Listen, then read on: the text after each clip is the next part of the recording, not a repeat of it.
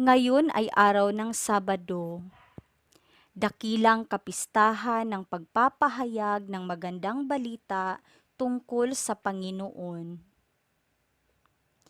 Pagbasa mula sa aklat ni Propeta Isayas.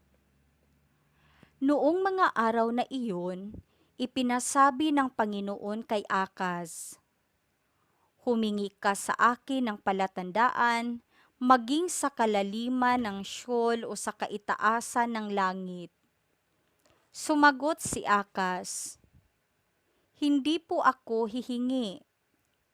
Hindi ko susubukin ang Panginoon." Sinabi ni Isayas, "Pakinggan mo sambahayan ni David.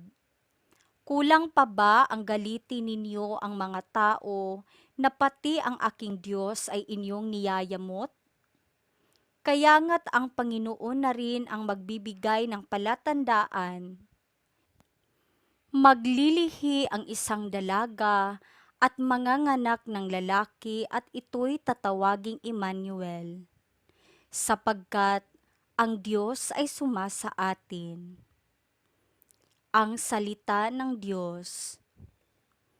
Salmong tugunan. Handa akong naririto upang sundin ang loob mo. Ang mga panghandog, pati mga hain, at ang mga hayop na handang sunugin, hindi mo na ibig sa dambana dalhin, upang yaong salay iyong patawarin. Sa halip, ang iyong kaloob sa akin ay ang pandinig ko upang ika'y dinggin. Handa akong naririto upang sundin ang loob mo. Kaya ang tugon ko, ako'y naririto, nasa kautusan ang mga turo mo. Ang nais kong sundi, iyong kalooban, aking itatago sa puso ang aral. Handa akong naririto upang sundin ang loob mo. Ang pagliligtas mo'y aking inihayag, saan man magtipon ang iyong mga anak. Di ako titigil ng pagpapahayag. Handa akong naririto upang sundin ang loob mo.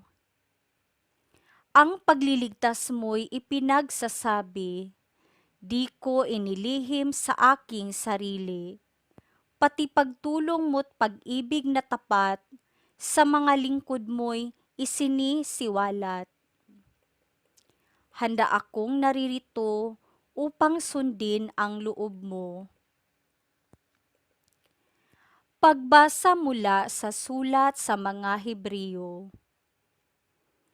Mga kapatid, ang dugo ng mga turo at ng mga kambing ay hindi makapapawi ng mga kasalanan.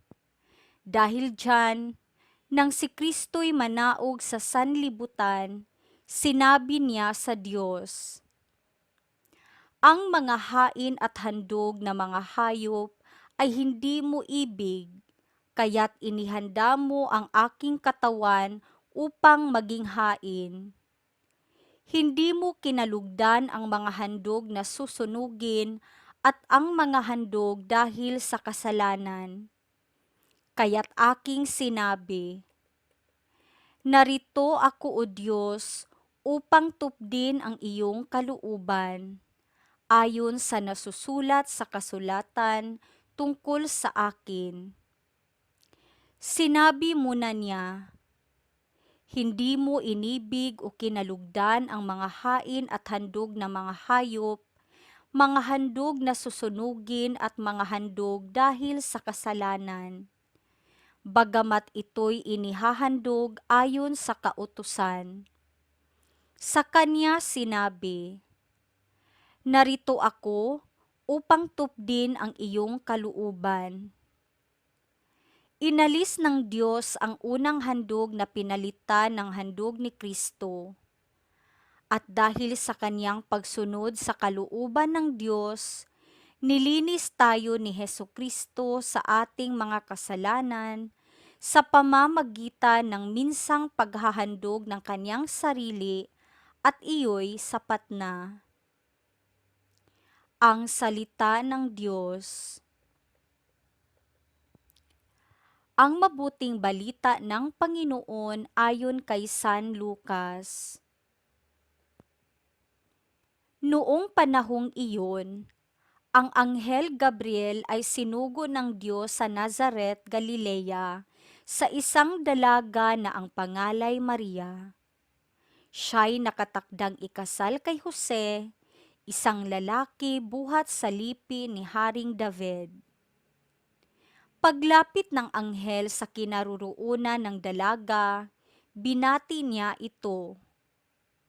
"Matuwa ka, ikaw ay kalugod-lugod sa Diyos," wika niya. "Sumasa iyo ang Panginoon." Nagulumihanan si Maria sa gayong pangungusap at inisip niyang mabuti kung ano ang kahulugan niyon. Kaya't sinabi sa kanya ng anghel, "Huwag kang matakot, Maria, sapagkat kinalulugdan ka ng Diyos. Makinig ka, ikaw ay maglilihi at manganganak ng isang lalaki at siya'y tatawagin mong Jesus. Magiging dakila siya at tatawaging anak ng kataas-taasan. Ibibigay sa kanya ng Panginoong Diyos ang trono ng kanyang amang si David. Maghahari siya sa angkan ni Jacob magpakailanman at ang kaniyang paghahari ay walang hanggan." "Paanong mangyayari ito, gayong ako'y dalaga?" tanong ni Maria. Sumagot ang anghel, "Bababa sa iyo ang Espiritu Santo at lililiman ka ng kapangyarihan ng kataas-taasan. Kaya't banal ang ipanganganak mo at tatawaging anak ng Diyos. Natatandaan mo ang iyong kamag-anak na si Elizabeth? Alam ng lahat na siya'y baog, ngunit naglihi siya sa kabila ng kanyang katandaan. At ngayoy ika-6 na buwan na ng kanyang pagdadalang tao, sapagkat walang hindi mapangyayari ang Diyos." Sumagot si Maria, "Ako'y alipin ng Panginoon. Mangyari sa akin ang iyong sinabi." At nilisan siya ng anghel. Ang mabuting balita ng Panginoon.